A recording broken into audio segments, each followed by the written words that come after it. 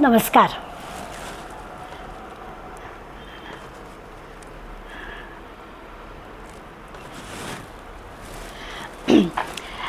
आपण 18व्या श्लोकाचा विचार करतो आहे. दोन शब्द आपण यापूर्वी पाहिलेत, एक श्रेयस आणि प्रेयस. श्रेयस म्हणजे आपल्या कल्याणाचं आणि प्रेयस म्हणजे आपल्याला आवडणारं. मनाचे श्लोक शिकताना आपण एक लक्षात घ्यायचं की आपल्याला जे कल्याणाचं आहे ना ते आवडलं पाहिजे. जे श्रेयस आहे तेच आपल्याला प्रेयस असलं पाहिजे.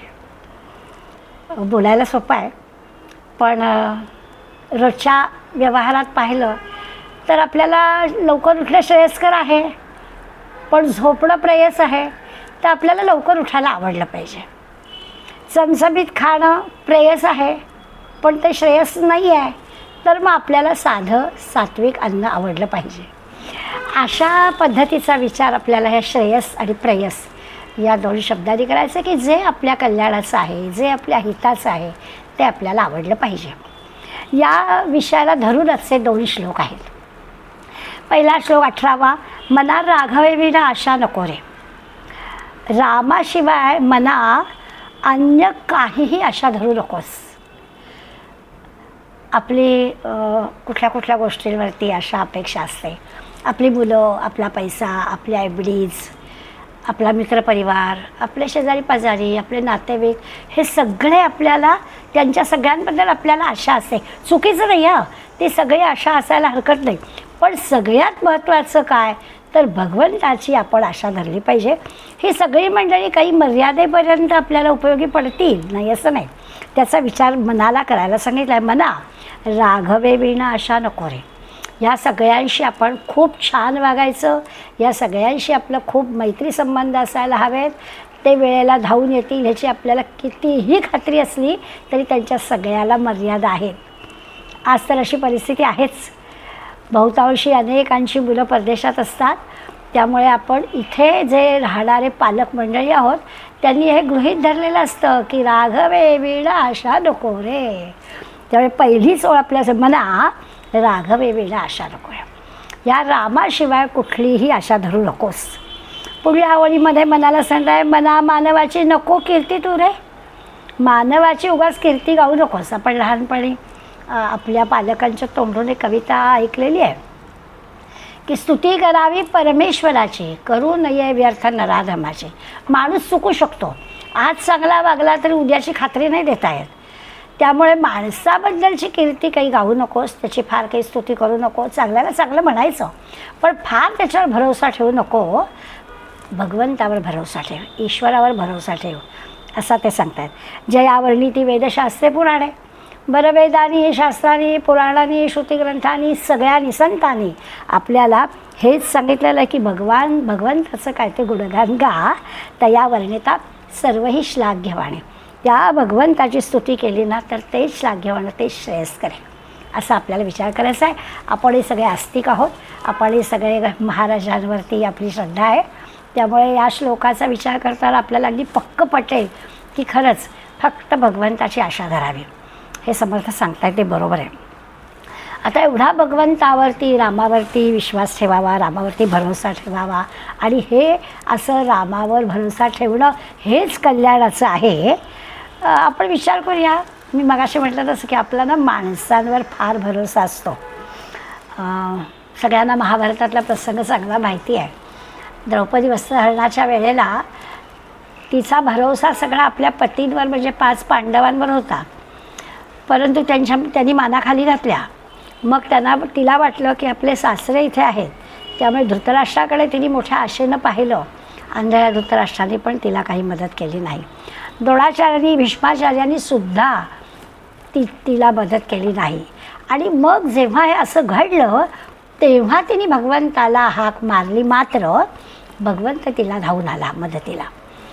आणि ह्या उदाहरणाचं लक्षात घेऊन पहिल्यांदाच आपण भगवंतालाच हाक मारावी असं समर्थ आपल्याला सांगणार आहेत की ही सगळी जी मंडळी तिचीच होती. पांडव होते, सासरे स्वतःचे काकाच होते आपल्या पतींचे, पण कोणी आलं नाही. द्रोणाचार्यांनी, भीष्माचार्यांनी कोणी मदतीला आलं नाही. भगवंत मात्र धावून आला. हे लक्षात घ्यायचं आणि त्यावरून आपण पाहायचं की राघवे विना आशा नको रे. राघवाशिवाय अन्य कोणाचीही आशा धरू नकोस. आपल्याला उदाहरण दिलं की पटेल. याचा अर्थ असा आहे, खरं तर व्यावहारिक जगामध्ये हे असं जरी किती आपण म्हटलं, द्रौपदीचं उदाहरण आपल्याला पटलं तरीसुद्धा हे कसं जमावं, तर आपण एक लक्षात घ्यायचं की आपण सगळ्यांशी अत्यंत प्रेमाचे संबंध ठेवावेत. म्हणजे पांडवांचे नव्हते म्हणून असं घडलं असं नाही मला म्हणायचं, परंतु आपल्याला भगवंताची आशा धरायला समर्थ सांगतायत. तर व्यावहारिक जग जे आहे त्या व्यावहारिक जगामध्ये भगवंताची आशाच धरायची, बरोबर आहे, भगवंतावरच सगळं अवलंबून ठेवायचं. पण तरीही या सगळ्यांमध्ये पण आपण भगवंत पाहायचं. त्या श्लोकाचा आपण मनाशी विचार करताना, त्या श्लोकाचं चिंतन करताना लक्षात घ्यायचं की सगळ्यांशी आपले प्रेमाचे संबंध असले पाहिजे. अगदी आपले नातेवाईक, मित्र, परिवार, शेजार पाजार सगळ्यांशी आपले मैत्रीचे, प्रेमाचे संबंध असले. त्यांच्या अपेक्षेवर राहायचं नाही. काही गरज पडली तर नक्की धावून येतील असं आपण नक्कीच म्हणतो, पण त्यांच्या सगळ्या धावण्याला मर्यादा आहे. किती जरी अगदी मुलगा जरी झाला परदेशातून येईल, नाही येईल असं नाही, पण त्याला किती सुट्टी मिळणार आहे. पुन्हा आपल्याला भगवंताच्याच आशेवर जायचं आहे हे लक्षात घ्यायचं. म्हणजे काय होतं, मन आपलं घट्ट होतं की काही नाही, भगवंत काहीतरी व्यवस्था करणार आहे. मी गमतीनं नेहमी म्हणते की परदेशात असणाऱ्या आपल्या नातवंडांना आजी कुठली, इथली नातवंड आपली करा, आपोआप तिथे कोणीतरी आजी येईल, आपोआप मिळेल. अशा पद्धतीने विचार केला की तर भगवंतावरती आशा ठेवायची. म्हणजे काय, त्याचा अर्थ कळेल. सगळा काय तो भरोसा आपल्या रामावर ठेवावा असं समर्थ सांगतात. म्हणजे एफ डी करायच्या, मेडिकल इन्शुरन्स काढायचा, घर स्वतःचं करायचं, सगळ्या जे जे आवश्यक आहे त्या सगळ्या गोष्टी करायच्या. पण तो भरोसा नाही आहे, केव्हा काय घडेल हे सांगता येत नाही. त्या भरोसा ठेवण्याची गोष्ट फक्त भगवंत. भरोसा ठेवायचा आहे तो मात्र भगवंतावर ठेवायचा. मुलं, बाळं, मित्र, परिवार हे सगळेजण जरी आपले कितीही प्रेमाचे संबंधाचे असले तरीसुद्धा ते आपल्याला पाहिजे तेव्हा धावून येतील याच्याबद्दल मनात शंका येऊ शकते. भगवंताबद्दल शंका घेण्याचं कारण नाही. त्यांच्या मदतीला मर्यादा आहे, भगवंताच्या मदतीला मर्यादा नाही. तो येणारच असं येईल. म्हणजे रामाची कृपा जी ना ती अमर्याद आहे असं आपण म्हणूया. त्यामुळे त्या रामाला आपलंसं करावं, त्याच्यावरती सगळा भरोसा ठेवावा. आपण जी नवविधा भक्तीतली दास्य भक्ती किंवा सख्य भक्ती पाहिली त्याच्यामध्ये हाच विचार समर्थाने आपल्याला सांगितलं की त्या भगवंताचं दास हवं, भगवंताशी मैत्री करावी, तो आपला पाठीराखा आहे असं समजावं. म्हणजे आपल्या कुठल्याही अडचणी एकतर येत नाहीत, आल्या तरी सहज दूर होतात असं आपल्या लक्षात येईल. त्या ईश्वराची, त्या रामाची आशा धरायला, भरोसा धरायला सांगतात. आता एवढाच अर्थ नाही की आपल्या अडचणीसाठी त्या भगवंताची आशा धरायची आहे. हो, नाही तर आपल्याला असेल की आपल्या प्रापंचिक काही ज्या अडचणी आहेत त्या अडचणी दूर करण्यासाठी भगवंताला बोलवायचं आहे. नाही, असा एवढाच अर्थ नाही. तर खरं तर असं आहे की ईश्वर प्राप्तीशिवाय दुसरी कसली आशा धरू नकोस. सुरुवात करताना आपण असं केलं की व्यावहारिक पातळीवर विचार करताना की आपल्याला काही अडचण असेल तर आपल्याला काहीतरी भरोसा लागतो ना कोणाचा तरी. आपण आर्थिकदृष्ट्या स्टेबल असण्यासाठी आपण हे सगळे व्यवहार करतो, एफ डीज करून ठेवतो की काय माहीत नाही, कदाचित वृद्धापकाळी आपल्याला काही खर्च आला तर हा भरोसा आपण पैशाच्या आधारे थोडासा सांभाळून ठेवतो. हे व्यवहारापुरतं ठीक आहे, पण इथे जो भगवंतावर भरोसा ठेवायचा आहे याचा अर्थ असा आहे की ईश्वर प्राप्तीशिवाय कसलीही आशा धरू नकोस. हा जो नरदेह तुला मिळालेला आहे तर या नरदेहातून तुला ईश्वराची प्राप्ती झाली पाहिजे एवढीच आशा धर. बाकी सगळ्या गोष्टी कितीही मिळवल्यास तर इथेच राहणार आहे. आपण यापूर्वी मृत्यू शंकेचा विचार करताना पाहिलं होतं की कितीही मोठा, कितीही श्रीमंत माणूस असू दे, त्याला वरती जाताना काहीही घेऊन जाता येणार नाही आहे, इथेच सगळं ठेवून जावं लागणार आहे. हे अगदी पक्क आपल्याला माहिती आहे. जे जे गेले त्यांचं आपण तसं पाहिलं आहे. त्यामुळे या सगळ्या व्यावहारिक आशेच्या, भरोशाच्या कितीही जरी गोष्टी आपल्याकडे असल्या तरी त्याचा फारसा उपयोग नाही आहे. म्हणून ईश्वरप्राप्ती हीच एक भरोशाची गोष्ट आहे, तर ती आपल्याला मिळाली पाहिजे. असं आहे की सुख पुरवणाऱ्या ज्या गोष्टी आहेत, वस्तू आहेत, व्यक्ती आहेत आपल्याला सुख देणाऱ्या, या सगळ्यांसाठी आपल्याला ईश्वराकडे मागायचं नाही आहे. आपल्याला ईश्वरच हवा आहे अशीच मागणी करायची, अशीच आशा धरायची. असा भरोसा समर्थ सांगतात की मला ईश्वरच मिळायला हवा. नुसती त्याच्यावर श्रद्धा आहे, त्याच्यावर भरोसा आहे, तो आपल्याबरोबर आहे असं म्हणून म्हणून एक आपली अशी तयारी होते की मला दुसरं काही नकोच आहे, मला ईश्वर प्राप्ती हाच माझी आशा आहे, आस आहे. असं आहे की ह्या भौतिक किंवा व्यावहारिक गोष्टींमधल्या ज्या सुखाच्या आपल्या कल्पना आहेत ना, त्या सगळ्या सुखाच्या कल्पना कायमचं सुख देणाऱ्या नाही आहेत. आता आपण अनेकदा याची उदाहरणं घेतलीत. आपल्याला माहिती आहे की व्यावहारिक पातळीमध्ये एखादी गोष्ट आपल्याला आवडावी, ती मिळाली की मला अगदी बरं वाटेल असं वाटावं आणि ती आपण आणतो, पण त्या वस्तूतलं सुख जे आहे ते तेवढ्यापुरतंच असतं. त्याचं नाविन्य असेपर्यंत त्याचं सुख असतं. स्त्रियांच्या बाबतीत म्हटलं तर एखादा ड्रेस, एखादी साडी, एखादा दागिना आपल्याला अतिशय आवडतो आणि हा अगदी मला हवाच, पण तो हवाच अशी कितीही जरी आस धरली आणि तो आणला की त्याचं नाविन्य संपतं आणि मग ते नाविन्य संपलं की मग दुसरं काहीतरी परत आपल्याला लागतं.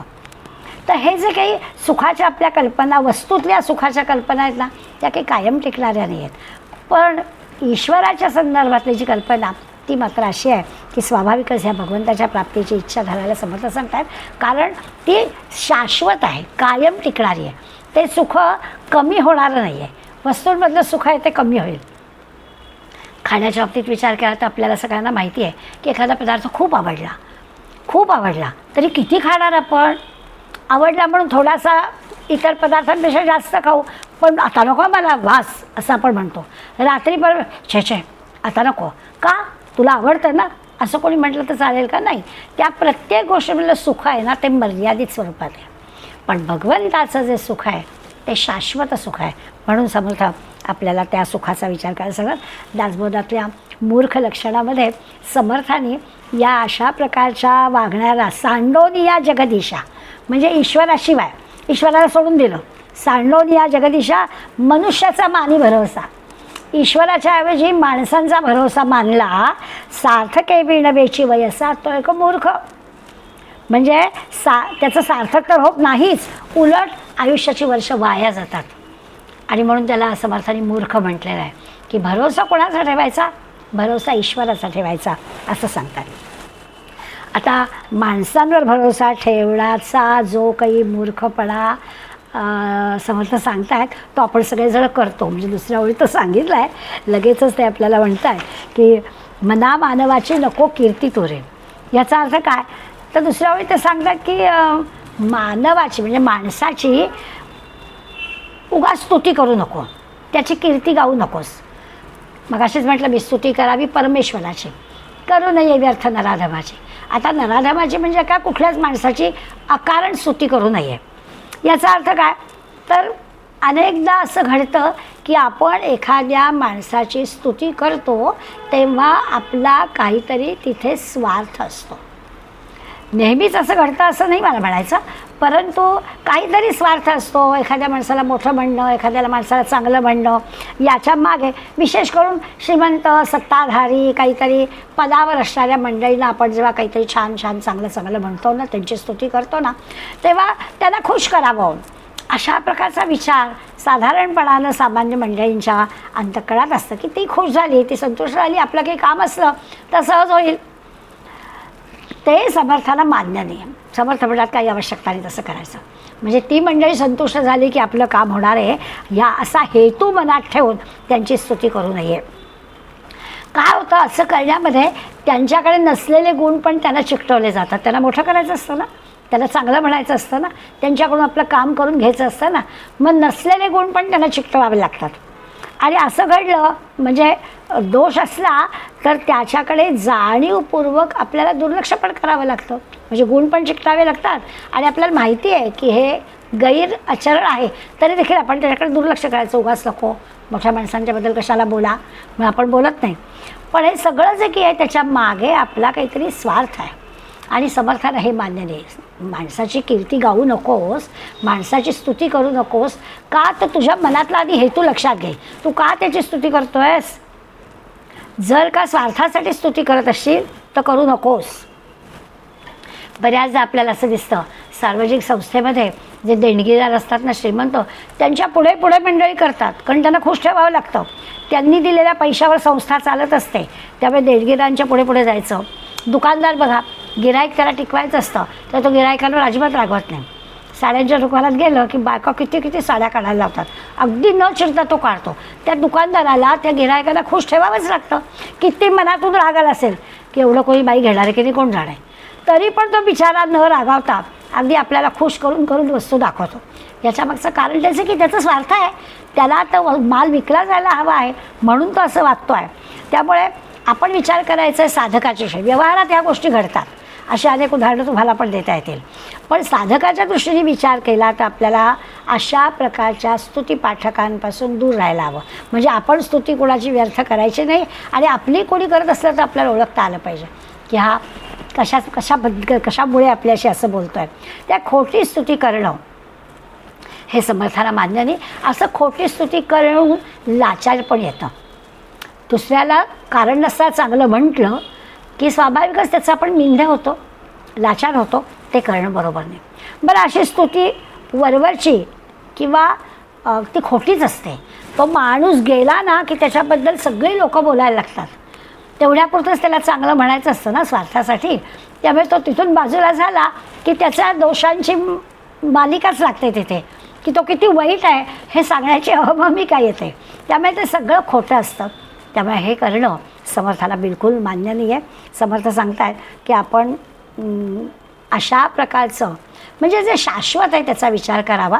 अशा प्रकारचं कोणाचं, आता याचा अर्थ असा नाही हां की कुणाच्या चांगल्या गुणांचं कौतुकच करू नये, स्तुती करू नये हे सांगताना स्वार्थासाठी स्तुती करू नये असं म्हटलं आहे. याचा अर्थ आपल्याला कोणाचं कौतुकच नसावं, कोणी काही चांगलं केलं तर चांगलं सांगूच नये असा त्याचा अर्थ नाही. पण लक्षात असं घ्यायचं की संत मंडळी स्वतःचं चांगलेपण स्वतःच्या तोंडून नाही सांगत. सज्जन माणसं जी आहे ती सज्जन माणसं आपण काय केलं चांगलं ते सांगायला जात नाही. आपोआप लोकांना काय कळेल ते आपल्याला समजतं. मग त्याच्यासाठी आपण काय करावं तर चांगलं असेल ते जरूर सांगावं. एखाद्याच्या कलेचा, एखाद्याच्या गुणांचा, त्यांनी केलेल्या चांगल्या कामाचा जरूर उच्चार करावा, जरूर त्याला शाबासकी द्यावी. पण स्वतःबद्दल मात्र बोलू नये. स्वतःचे गुण स्वतःच नाही सांगायचे. आपण दुसऱ्याचं कौतुक जरूर करावं. दुसऱ्याच्या गुणांचं कौतुक करणं म्हणजे हे खरं संतांनाच जमतं. आत्ता म्हटलं तसं की सामान्य मंडळी एकमेकांचं गुणगौरव करायला लागले की समजावं की हे खरं आहे का त्यातलं समजून घ्यावं. तर तसं न करता ओळखायचा, गुण ओळखायचा, त्याचं योग्य ते असायला की लहान मुलांच्या बाबतीत आहे की लहान मुलांनी एखादी गोष्ट केली आणि ती भले अगदी फार खूप चांगली नसेल, अगदी लहान मूल कदाचित रेघोट्याच ओढेल, पण वा काय छान असं म्हणावं. कारण त्याला ते प्रोत्साहन आहे. त्यांनी प्रोत्साहनाने आणखीन त्याच्यातून छान छान करावं. यासाठी त्यांनी कसंही केलं असलं तरी ते चांगलं म्हणायला हवं. त्या अशा प्रकारची स्तुती करायला हवी. म्हणजे पण त्याला गर्व होणार नाही, ज्याला आपण मराठीमध्ये गची बाधा म्हणतो ना, तसं त्याला होणार नाही. एवढा प्रयत्न करावा की त्याला त्याचे आत्ता मार्क तुला मिळाले तर पण हे अभ्यास करून मिळालेले आहेत. आता तू न करता स्वस्त राहिला असं टिकणार नाही. पहिला नंबर काढणं सोपं असतं, तो टिकवणं अवघड असतं. असं जे आपण घराघरातून मुलांना नातवंडांना सांगतो त्याच्यामागे हेतू तोच आहे की शाबासकी जरूर द्यायची, पण शाबासकीतून त्याचे प्रयत्न वाढतील असं आपल्याला करावं लागतं. देवाच्या बाबतीत तसं आहे. देवाची कितीही स्तुती केली तरी देवाला काही गर्व होणार नाही आहे. आपण माणसाची स्तुती केली की त्याला गर्व होण्याची शक्यता खूप आहे. देवाची स्तुती केली की त्याला गर्व होणार नाही. देवाची स्तुती आपण काय करणार, कितीही भगवंताचे गोडवे गायले, कितीही गायले तरी तो त्याच्याहीपेक्षा मोठा आहे. त्यामुळे भगवंताच्या स्तुतीचा त्याला काही अशी मर्यादा नाही आहे की अरे माणसाच्या स्तुतीला मर्यादा आहे. म्हणून शब्दामध्ये भगवंताच्या स्तुतीचा, भगवंताच्या गुणांचं वर्णन आपल्याला शब्दामध्ये करता येत नाही. ते लक्षात घ्यावं. तो तर सर्व गुणांचा स्वामी आहे. त्यामुळे त्याच्याबद्दल कितीही बोललं तरी कमीच आहे. पण माणसांबद्दल मात्र असं बोलू नये. खरं असं आहे की सगळं जे जग ह्या भगवंताच्या सत्तेवर चालतं आहे ना, मग भगवंताच्या सत्तेवर जर चालणार आहे आणि त्या भगवंताला स्तुतीप्रिय नाही आहे, म्हणजे त्याची स्तुती केली तर तो आपल्या असं बिलकुल नाही आहे. तो सगळा जग चालवत आहे पण त्याला काही स्तुती नको आहे. आपण कृतज्ञतेपोटी भगवंताची स्तुती करतो, तो चालवतोच आहे जग. जे कोणी भगवंताची स्तुती करत, कारण नास्तिक आहे त्यांना काय भगवंत त्यांच्याकडे लक्षच देत नाही, अशातला काही भाग नाही आहे काही. पण आपण स्तुती केली तरच तो आपला ऐकणार आहे असंही नाही आहे. आपल्या अंतःकरणात त्याच्याबद्दलची कृतज्ञता असावी एवढंच फक्त आहे. आणि हे सगळं शास्त्रांनी, वेदांनी, उपनिषदांनी, संत वाङ्मयांनी आपल्याला सांगितलेलं आहे की भगवंताची स्तुती करावी. ते आपल्या समर्थांना पण ते कल्याणाचं आहे, ते हिताचं आहे असं वाटतं. अशा अर्थाने या श्लोकाचा विचार करायचा आहे. आता पुढला जो श्लोक आहे याचाच आधार घेऊन आहे की आता हे सगळं असं करायचं, मनामध्ये कुठल्याही प्रकारची इच्छा न धरता, स्वार्थ हेतू न धरता आपल्याला पूर्णपणानं भरोसा काय आहे तो भगवंतावर ठेवायचा आहे. मी परत एकदा श्लोक वाचते म्हणजे आपल्याला कळेल. मना राघवे विना आशा नको रे, मना मानवाची नको कीर्ती तू रे. उगाचच माणसाची कीर्ती गाऊ नको, जे काय आहे तो भगवंतावर भरोसा ठेव. आणि जयावर्णी ती वेदशास्त्रे पुराणे, वेदांनी शास्त्रांनी पण आपल्याला हेच सांगितलं आहे, तया वर्णिता सर्वैश लाग्य. त्या ईश्वराची जर गुणगौरव केलास, त्याची जर स्तुती केलीस तर तेच तुझ्या कल्याणाचं आहे, तेच तुला श्रेयस्कर आहे असं या श्लोकात म्हटलं आहे. आता हे जे श्रेयस्कर आहे तर त्याला जोडून पुढल्या श्लोकामध्ये समर्थ आपल्या सत्य आणि मिथ्या या दोन शब्दांचा अर्थ पुढल्या श्लोकात सांगितला आहे. समर्थ मना सर्वथा सत्य सांडू नको रे, मना सर्वथा मिथ्य मांडू नको रे. मना सत्य ते सत्य वाचे वदावे, मना मिथ्य ते मिथ्य सोडून जावे. आता ह्या मनाला सत्य आणि मिथ्य या दोन शब्दांचे अर्थ समजून सांगायचे. आपल्याच मनाला आपणच सत्य काय आहे आणि मिथ्य काय आहे हे समजून द्यायचं आहे. आपण भाषेच्या व्यावहारिक विचार करतो तेव्हा मिथ्य याचा अर्थ खोटा असं म्हणतो, सत्य त्याच्या उलट असत्य असं आपल्याला वाटेल की मिथ्या म्हणजे काय असत्य. पण आध्यात्मिक शास्त्रामध्ये मिथ्या या शब्दाचा अर्थ असा आहे की नुसतं खोटं नाही, तर मिथ्या म्हणजे खरं नाही पण ते खरं आहे असं वाटतं, त्याला मिथ्या म्हणायचं. आपल्याला ते खरं दिसतं. आता दृश्य जगाबद्दल म्हणायचं झालं तर आपल्याला दृश्य जग डोळ्यांनी दिसतं आहे आणि मग डोळ्यांनी दिसणारी गोष्ट मिथ्या आहे असं आपण कसं म्हणायचं. पण दृश्य जग मिथ्या आहे, ब्रह्मसत्य जगन मिथ्या असं स्पष्ट सांगितलेलं आहे. मग दिसणारं जग सगळं मिथ्या आहे म्हणजे काय आहे तर ते खरं आहे असं वाटतं आहे पण खरं नाही आहे, त्याला मिथ्या म्हणायचं. त्या मिथ्या म्हणजे असत्य असा अर्थ नाही. मिथ्या म्हणजे खरं नाही पण ते आपल्याला खरं वाटतं आहे. या दृश्य जगासंबंधी तर का असं म्हटलं की दृश्य जग मिथ्या काय आहे, ब्रह्मसत्य जगन मिथ्या म्हणजे काय अर्थ आहे. तर हे जे दृश्य जग आहे ते मिथ्या अशासाठी आहे की ते शाश्वत नाही आहे, ते कायमचं टिकणारं नाही आहे आणि म्हणून ते सत्य नाही आहे.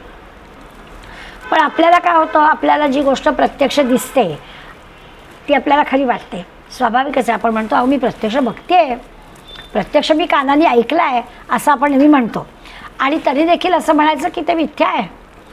पण याचा अर्थ आपल्याला जग जसं दिसतं तसं ते नाही आहे म्हणून ते मिथ्या आहे.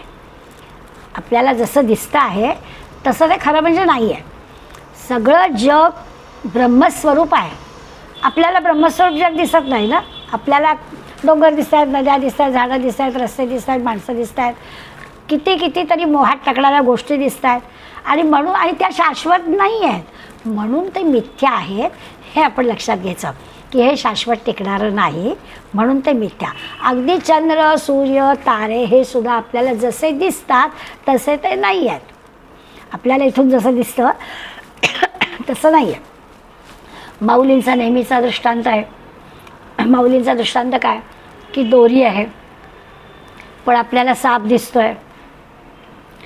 मग साप आहे म्हटल्यावर आपल्याला भीती वाटते आहे, पण मग जर निर्भयपणे आपण काहीतरी प्रकाशाची व्यवस्था केली, बॅटरी आणली, बॅटरीत गेलो, निर्भयपणे जवळ गेलो, मग आपल्या लक्षात येतं की अरे साप नाहीच आहे, इथं दोरी आहे.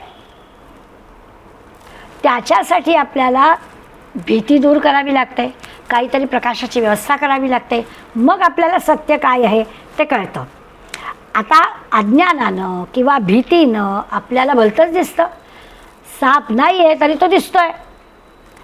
तसं आहे सत्य काय ते आपल्याला जाणून घ्यायला पाहिजे. नाहीतर आहे असं वाटतं पण ते तसं नसतं, ते मिथ्या आहे. आणि म्हणून सत्य जाणण्यासाठी नेमकं खरं काय आहे हे जाणण्यासाठी आपलं मन, बुद्धी आणि आपली इंद्रिय ही आपल्याला शुद्ध, सात्विक आणि विवेकी ठेवायला हवीत.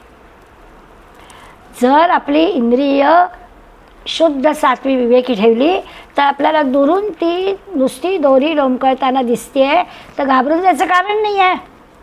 आपण प्रयत्न करू, मनामध्ये भीती ठेवणार नाही, आपण जवळ जाऊ, अरे ही नाही आहे, हा साप नाही आहे, दोरीच आहे, असं आपल्याला कळेल. म्हणून माऊली आपल्याला सांगतायत की निर्भयपणानं थोडासा विचार करावा, विवेक करावा, शांतपणानं विवेक करावा आणि आपली इंद्रिय, मन, बुद्धी यांना ताब्यात ठेवून सत्य काय ते जाणून घ्यावं. हे सत्य कळलं म्हणजे अर्थ कळेल की मिथ्या म्हणजे काय, तर ते दुरून सत्य आहे असं वाटणं पण ते तसं नसणं, याला मिथ्या म्हणायचं. आणि याच्यात फक्त काय तर शाश्वत जी गोष्ट आहे ती सत्य. सत्याला आत्ता सत्य आणि उद्या खोटं असं नसतं. सत्य आहे सत्य आहे, त्रिकालाबाधित सत्य. जी गोष्ट खरी आहे त्याच्यामध्ये बदल होतच नाही.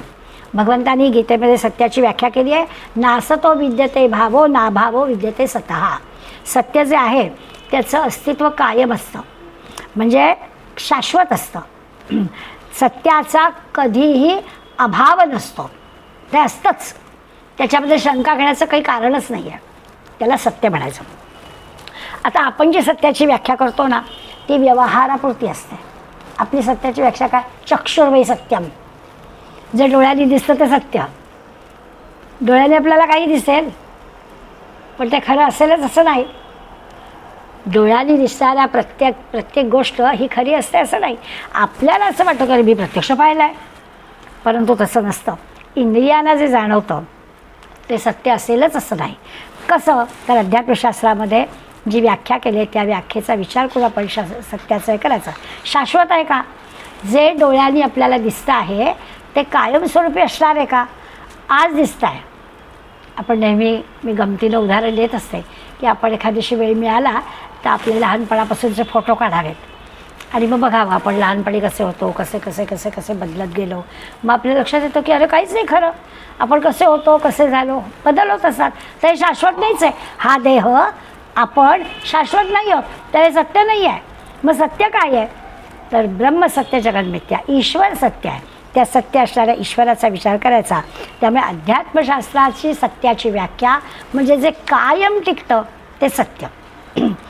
आता याच्यासाठी एखादं उदाहरण दिलं तर पुरेसं होईल, म्हणजे पटकन आपल्याला अर्थ काय. आपण रोज काय पाहतो, आपण पाहतो पूर्वेला सूर्य उगवतो, पश्चिमेला मावळतो.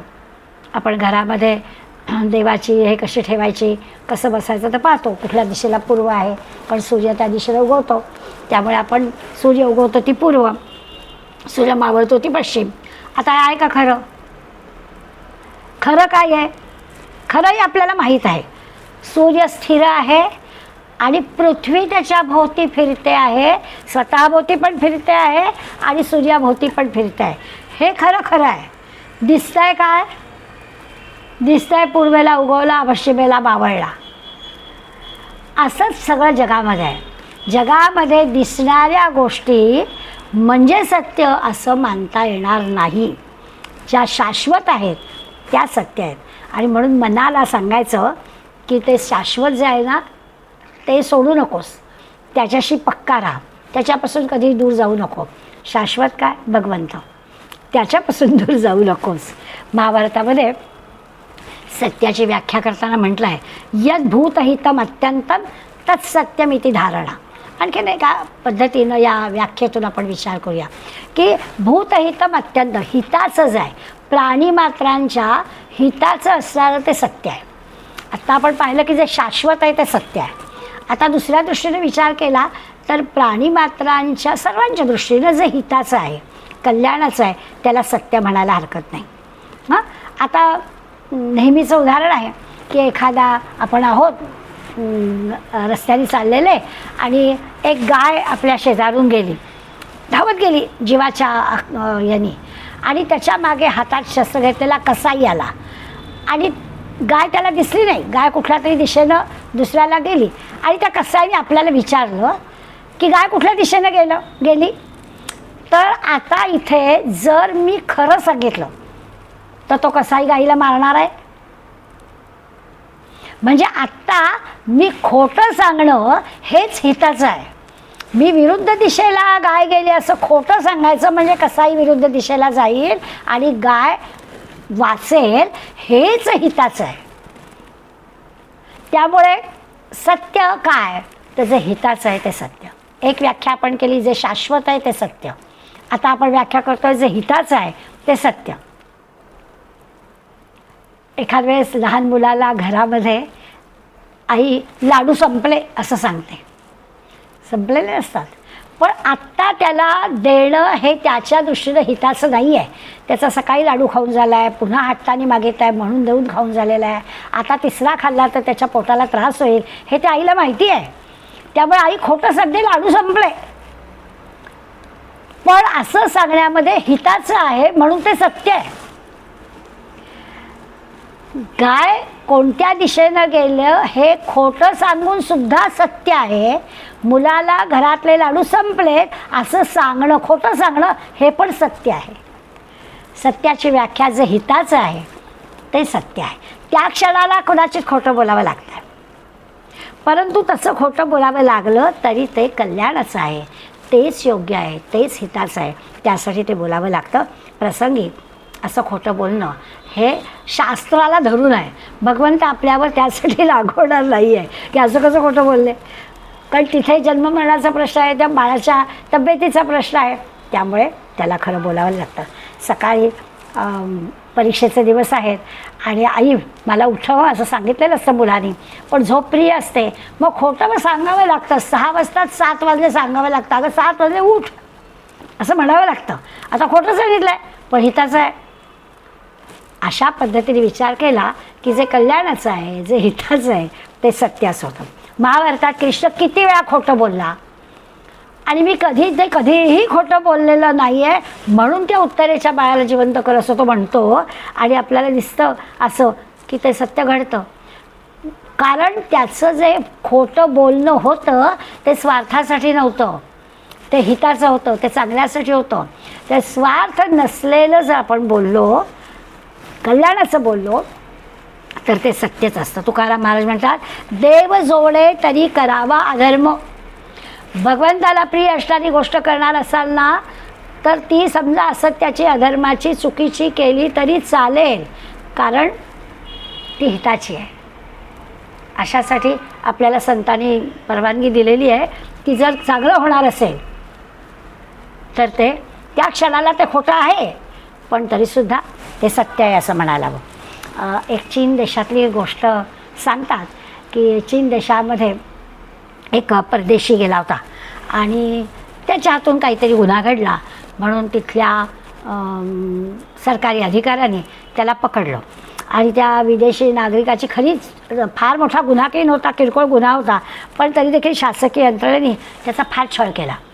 आणि मग त्याला राजापुढे आणण्यात आलं. त्याची भाषा इतरांना कळत नव्हती, चीनी भाषा त्याला कळत नव्हती. आणि त्यामुळे तो विदेशी नागरिक राजाच्या पुढे आल्यानंतर अत्यंत संतापानं बोलत होता, जे काही त्याला सांगत होता. आणि आपली जी काही चूक झाली, पण कुणाला काही कळतच नव्हतं काय बोलतोय, कारण त्याची भाषाच कुणाला येत नव्हती. पण त्याचा जो त्रागा होता त्या लक्षात येतो की त्याच्यावर काहीतरी अन्याय झालेला आहे एवढं कळत होतं. राजालाही त्याची भाषा कळत नव्हती. पण दरबारामध्ये 2 माणसं अशी होती की त्याची भाषा कळणारे होते. एक प्रधानाला त्याची भाषा कळत होती आणि दुसरा सेनापती होता त्याला कळत होते. या दोघांचं एकमेकांशी वैर होतं. प्रधानाने हा माणूस नेमकं काय म्हणतोय ते राजाला सांगितलं आणि राजाला ते पटलं आणि त्याचा जो गुन्हा आहे तो गुन्हा लक्षात घेऊन सुद्धा राजाने त्याला पकडू नका, त्याला सोडून द्या असं सांगितलं. सेनापतीला राग आला. आत्ता ही छान संधी आहे त्या प्रधानाला चांगलं अडकवण्याची असा विचार करून सेनापती म्हणाला की प्रधान सांगतोय तसा याच्या बोलण्याचा अर्थ नाही, तो आपल्या शासन यंत्रणेला दोष देतोय असं त्यांनी सेनापतीने सांगितलं. दोघांचं ऐकून घेतल्यावर सगळ्या दरबारातली मंडळी विचार करत होती की आता राजा कोणाची बाजू घेतोय, प्रधानाची घेतोय की सेनापतीची घेतोय. कारण प्रधानाने तर त्याचा गुन्हा काही फार मोठा नाही आहे तर त्याला सोडून द्यावं असं त्याच्या बोलण्यातून लक्षात आल्यावर राजाला सांगितलं होतं. आणि सेनापती म्हणतो अजिबात त्याला सोडू नका, कारण तो आपल्या यंत्रणेला दोष देतोय. त्याचा गुन्हा लहानसा असेल, पण म्हणून त्यांनी शासकीय यंत्रणेला दोष देऊन नाही चालणार, असं सेनापतीचं म्हणणं आहे. दोनही गोष्टी ऐकून राजाने त्याला सोडून दिलं. सेनापतीला राग आला की मी एवढं राजाला सांगून त्यांनी प्रधानजीची बाजू घेतली आणि त्याला सोडून दिला. तेव्हा राजाने त्याला उत्तर दिलं की असं मी का केलं ते लक्षात घ्यायचं. तुझं बरोबर आहे, म्हणजे सेनापतींनी जे सांगितलं की तो आपल्या शासकीय यंत्रणेला दोष देतोय हे सांगितलं, पण ते सांगण्यामागे तुझा प्रधानजींबद्दलचा राग होता म्हणून तू ते सांगत होतास. आणि प्रधानजींनी जे सांगितलं की त्याच्याबद्दल करुणा वाटली की परदेशी नागरिक आपल्याकडे गेला आहे, त्याला गुंतवण्याचं काही कारण नाही आहे, त्याच्या करुणेने सांगितलं म्हणून त्याला मी सोडून दिला आहे. म्हणजे आपला हेतू काय आहे बोलण्याच्या मागे हा लक्षात घेतला तर ते काय खरं आणि त्या खोटं कळेल. म्हणजे प्रधानजींना पण मान्य होतं की तो शासकीय यंत्रणेला दोष देतो आहे, परंतु तो दोष देतोय त्याचा गुन्हा अगदी मामूली आहे, तर त्याला सोडून द्यायला पाहिजे. ही जी त्यांच्या मनामध्ये दयेची, अनुकंपेची, करुणेची भावना होती ती राजाला जास्त भावली. त्यामुळे कदाचित असं म्हणू की प्रधानजींचं असत्य होतं तरीही ते सत्य, आणि सेनापतीचं सत्य असलं तरीही ते असत्य, कारण हेतू वेगळा होता. प्रधानजींना याच्यात गुंतवूया अशा हेतूनं सेनापतींनी त्याच्या भाषेचा अर्थ लावला. असा विचार केला की आपल्या लक्षात येईल की आपल्या बोलण्यामागचा हेतू काय आहे. बोलण्यामध्ये द्वेष असेल, राग असेल तर ते बोलणं काही हिताचं नाही आहे, पण सामोपचाराने कुठलीही गोष्ट घेणं असं जर असेल तर ते हिताचं आहे असं आपल्या लक्षात घ्यायचं आहे. तात्पर्य एवढंच आहे की आपला हेतू काय आहे, बोलण्याचा हेतू काय आहे त्याच्यावर सत्य किंवा असत्य ठरतं. परिणाम काय होणार आहे आपल्या बोलण्याचा त्याच्यावर ठरतं. नेहमी एक संस्कृत सुभाषिताचा आधार या अशा प्रकारच्या गोष्टीला घेतात की सत्यम ब्रूयात प्रियम ब्रूयात. सत्य बोलायचं, प्रिय पण बोलायचं, म्हणजे आवडणारं पण बोलायचं, म्हणजे खुश पण करायचं दुसऱ्याला. आणि पुढे लगेच म्हटलं न ब्रूयात सत्यम अप्रिय, म्हणजे न ब्रूयात सत्यम अप्रिय, अप्रिय असणारं खरं बोलू नये. म्हणजे आपल्या पिढीचा विचार केला तर आपल्याला समजा आपल्या नातीनं एखादी फॅशन केलेला ड्रेस घातलेला आहे, आपल्याला नाही आवडला, तर काय करावं. तरी पण म्हणावं काय छान दिसतेस, नाही म्हणू. अगदी सोपं काय तर मौन धरावं, काहीच बोलू नये, आपला विचार त्याच्याबद्दल व्यक्तच करू नये. हा त्यातला खरा मार्ग आहे. कारण एकीकडे म्हणायचं खरं बोलायचं आणि प्रिय बोलायचं, अप्रिय असेल तर मग बोलू नये. याचा अर्थ खरं म्हणजे एक तर स्पष्ट बोलता येईल असं असेल तर बोलावं, आणि त्या स्पष्ट बोलण्याचा परिणाम जर नीट होणार नसेल तर मौन धरावं. हा त्याचा खरा म्हणजे अर्थ आहे. आपण सततच काही असं कठोर कोणाला दुसऱ्याला लागेल असं बोलणार नाही. आपल्या बोलण्याचा परिणाम काय होईल याची पण आपल्याला काळजी घ्यायची आहे. म्हणून मग काय करावं, मौन धरावं, काहीच बोलू नये, गप्प राहावं. सत्य बोलायचं तर, आणि नेहमी म्हणलं ना सत्य नेहमी कटू असतं, मग आता खरं बोलायचं तर कडू बोलावं लागेल. आणि जर का प्रिय बोलायचं असेल तर ते सत्य असणार नाही. अशा कात्रीत आपण सापडू. त्यामुळे एक तर गोड बोलून हिताचं असेल तर समजून घ्यावं, नाहीतर मौन घ्यावं, बोलूच नाही, काही मतच आपलं देऊ नये. होतं असं ना, बऱ्याचदा आपल्यापुढे असे प्रश्न येतात की आता काय करावं. त्यावेळेला मौनम सर्वार्थ साधनम, गप्प बसावं, मौन घ्यावं, तेच हितकारक असतं. कटू बोलण्यापेक्षा, दुसऱ्याला लागेल असं बोलण्यापेक्षा गप्प बसणं हे नक्कीच खरं असतं. बरं, नेहमीच असं होतं की सत्याचे जे परिणाम असतात ना, म्हणजे अगदी टोकाची उदाहरणं आपल्याकडे आहेत. स्वप्नामध्ये राजाला जो कोणी आपल्याकडे येईल त्याला दान द्यायचं, तर हरिश्चंद्राने आपलं राज्य पण दान देऊन टाकलं. म्हणजे हरिश्चंद्राला आपण सत्यवादी राजा हरिश्चंद्र असं म्हणतो. किती भोगावं लागलं. हरिश्चंद्र, तारामती, रोहिदास सगळे बिचारे वनामध्ये. एकेकाळी राजा असणारा हरिश्चंद्र केवळ आपल्या शब्दाचं म्हणजे सत्य हे करण्यासाठी, सत्याने वागण्यासाठी त्याच्यावरती काय भोग आले असं आपल्याला लक्षात येते. त्यामुळे अर्थात ही टोकाची उदाहरणं आहेत, पण शब्द दिला आहे तो पाळला. व्यवहारामध्ये उलटंच आपल्याला दिसतं. व्यवहारात आपल्याला पदोपदी लोक खोटं बोलताना दिसतात. सद्यस्थितीमध्ये तर अगदी असं आहे, वय कमी सांगणं, तिकीट न काढता प्रवास करणं, कारण नसताना किंवा कोण कोण मला विचारणार आहे, अशी एक थोडीशी भावना असते. आणि खोटंच वागायचं अशी मनोधारणा झालेली आहे. कशासाठी आपल्याला तिकीट चेकर लागतात? सगळ्यांनी जर सत्याने वागायचं ठरवलं तर जो तो आपल्या प्रवासाचं तिकीट काढेलच ना. पण नाही, होता होईल तो स्वार्थीपणाने हे करायचं असं खोटं वागलं जातं, खोटं केलं जातं. राजकीय पुढाऱ्यांनी तर आता म्हणजे त्याच्याबद्दल काही बोलू नये अशा प्रकारचंच खोटेपणा केलेला आहे. एक गंमत म्हणून किस्सा आहे. प्राध्यापक शिवाजीराव भोसले यांचे बंधू महाराष्ट्राचे मुख्यमंत्री होते आणि बाबासाहेब भोसले. त्यांनी जेव्हा आपल्या पदाचा राजीनामा दिला तेव्हा काही काँग्रेसचे कार्यकर्ते शिवाजीराव भोसल्यांना असं म्हणाले की तुम्ही ते पद घ्या, तुम्ही मुख्यमंत्रीपदाची धुरा सांभाळा. शिवाजीराव भोसल्यांनी छान मार्मिक उत्तर दिलं. थोडं विनोदी शैलीमधलं उत्तर आहे, पण शिवाजीराव भोसले असं म्हणाले की काय आहे, मी खरं लक्षात ठेवण्याचा प्रयत्न करतो. जी गोष्ट खरी आहे, हिताची आहे, शाश्वत आहे. आपण आता सत्याचे अर्थ पाहिलेच शब्दाचे.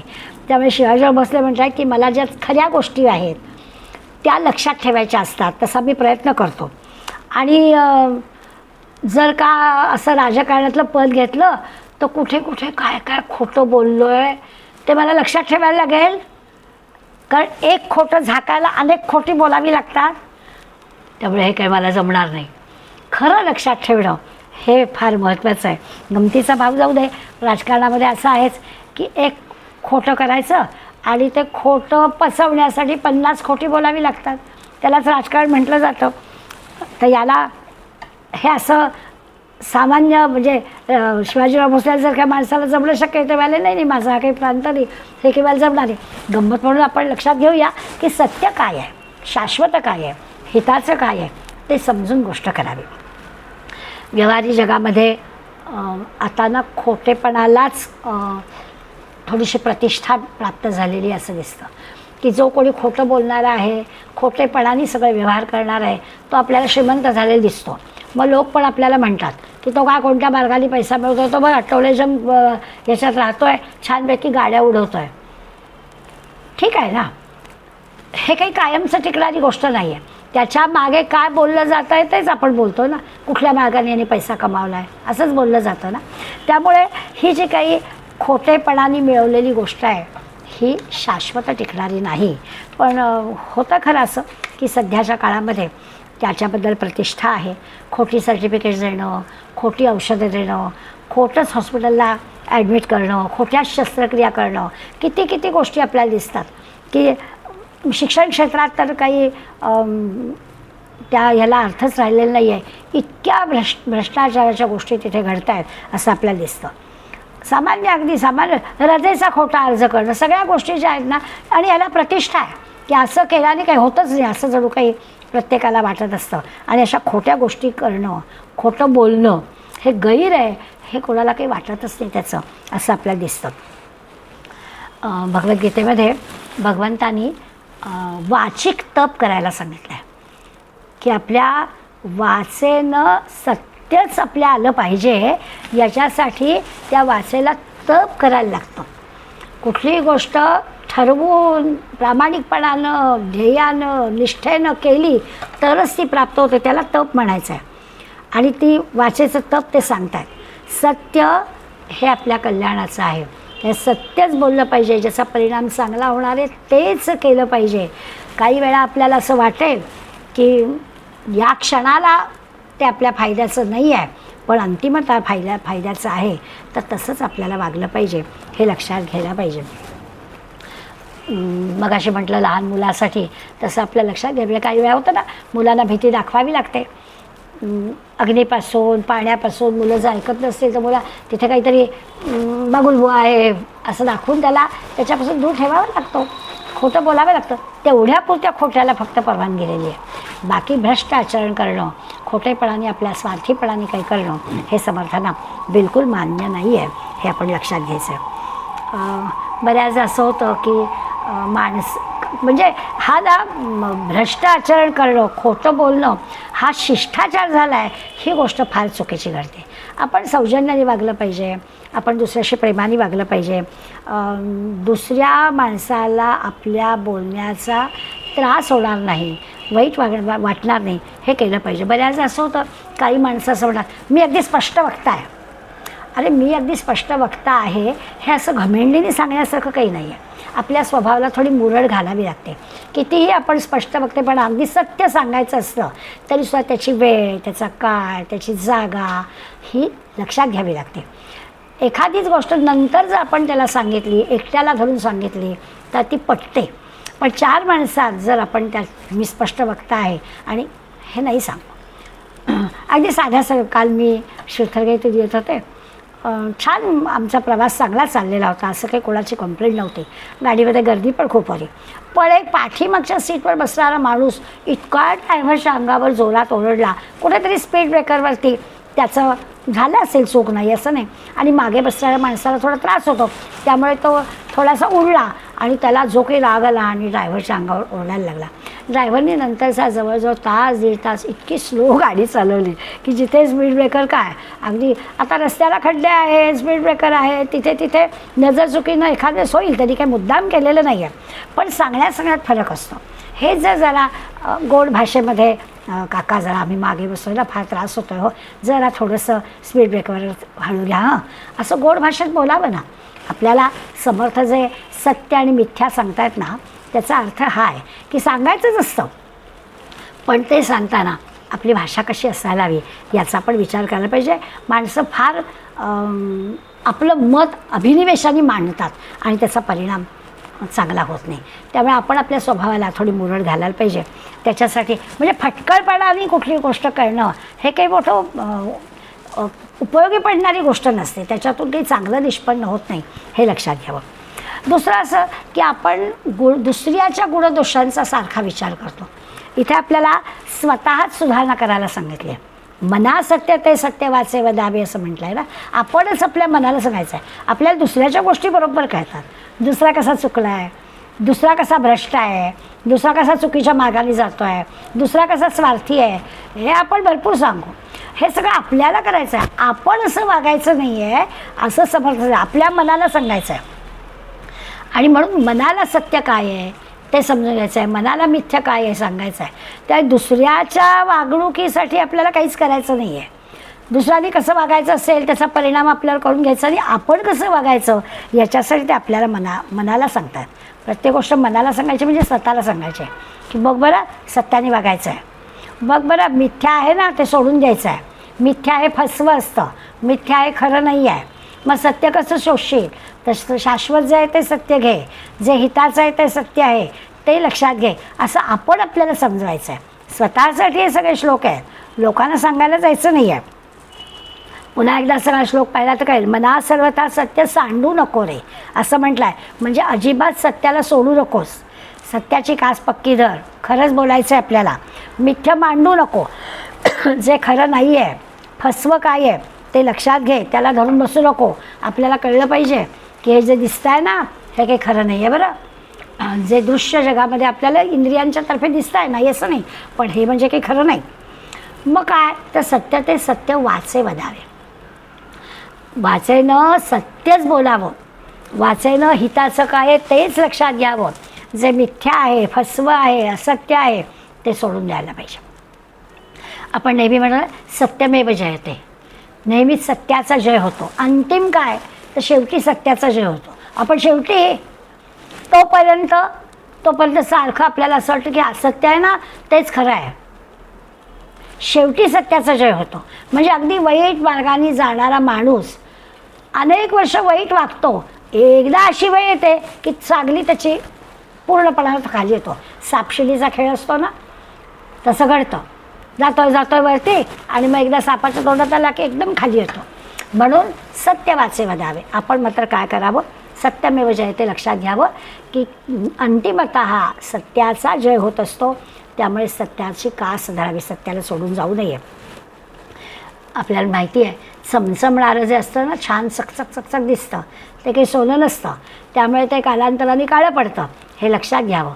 सत्य काय, सुवर्ण हे सत्य आहे, चमचमणारं सगळं काही सोनं नाही आहे. एकदा आपण सत्य धरलं की आपोआपच मिथ्या सुटतं. सत्याचा आधार घेतला की खोटेपणा जातो.